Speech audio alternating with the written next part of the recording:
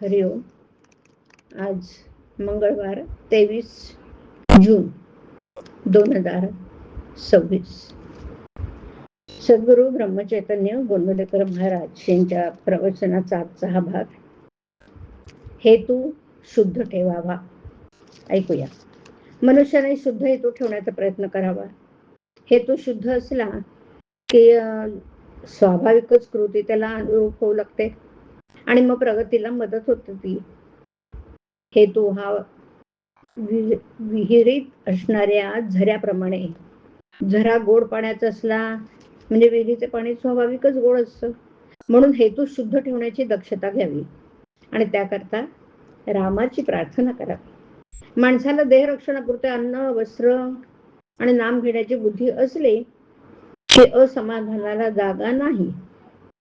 नको दैन्यवाणे जिडे भक्ती होणे, हेच रामरायाजवळ मागावं.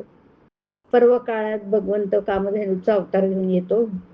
जे ज्याला पाहिजे ते देतो. पर्व काळात सज्जन तसेच दुर्जनही आपले कामे करून घेतात. जारण मारण ही देखील पर्व काळात शीघ्र साध्य होतात.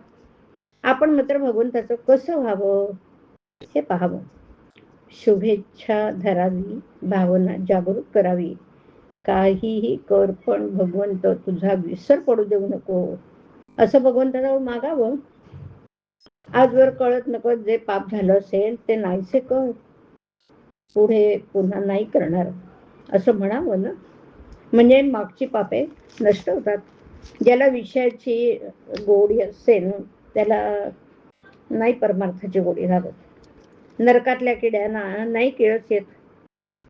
विषयी लोक प्रपंचात रंगून जाऊन साधू संतांची निंदा करतात आणि त्यांना मीच काय तुझा शहाणा मोठा असा अभिमान असतो.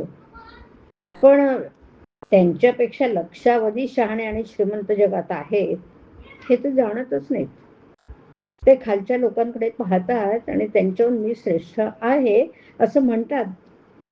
माझं चुकतंय एवढं कळलं तरी चालेल. विषयी लोकांना मला कुठे दुःख आहे असं वाटतं. पण दारूप्रमाणे विषयाची गुंगी उतरली म्हणजे मग पश्चाताप होतो. देव आहे असं खऱ्या अर्थाने वाटणारे जगामध्ये थोडेच असतात. सद्विचार, सद्शास्त्र, सद्बुद्धी ही प्रत्येक माणसाला याच जन्मात भगवंताकडे नेण्यासाठी.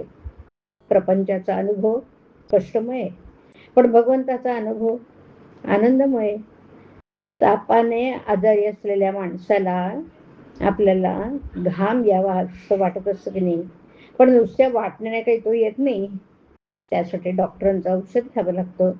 तसं ज्याला भगवंताचं प्रेम यावं असं वाटतं ना, त्याने नाम घेणं हेच एक औषध आहे.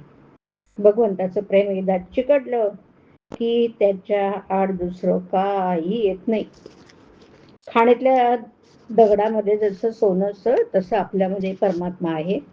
दगडातली माती अनेक चाळण्यांनी आणि यंत्रांनी काढून टाकतात आणि नंतर सोनं हाती लागतं की नाही. त्याचप्रमाणे अनेक वासना नष्ट झाल्यानंतर परमात्मा आपल्या हाती लागतो. आपण मीपणाने मेल्यानंतर शेवटी परमात्मा प्रगट होतो. शुद्ध असावे आचरण, तसेच असावे अंतःकरण. त्यात भगवंताचं स्मरण हेच प्रपंच सुखी करण्याचे साधन. हरिओम. हरिओम तत्सत. हरिओम.